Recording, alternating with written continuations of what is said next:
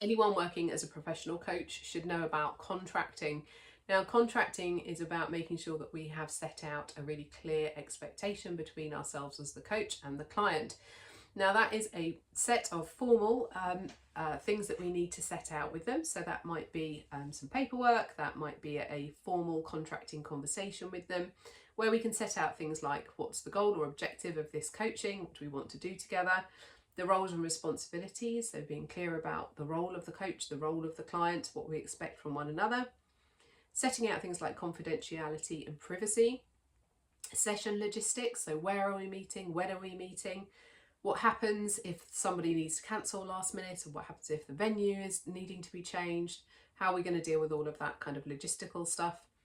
The kind of coaching methods and techniques we might use, so trying to make sure that we've been as clear as we can as coaches with our client about what they can expect from us, trying to take a kind of no surprises approach, making sure that we're clear and transparent wherever we can be.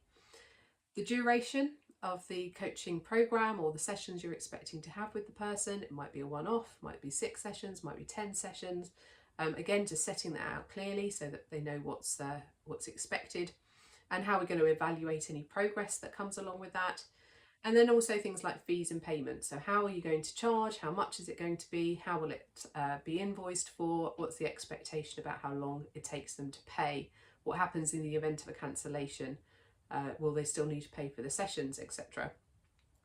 But on top of the formal stuff, there's also a load of informal stuff that needs to be done as well. So this is things like trying to make sure that we're being really clear and transparent around the relationship that we have, setting out expectations of one another, seeking permission to not have all of the answers, for example. So trying to set that coaching principle of we're both equals. I'm not going to give you all of the solutions. We're here to work on this together. For example, setting it up like it's more of a partnership than more of an expertise relationship. And you might need to do some micro contracting as you go through each session or through the program of sessions. And that's around checking in on how things are going, checking in about how regularly or how long you're meeting for, and making adjustments as you need to.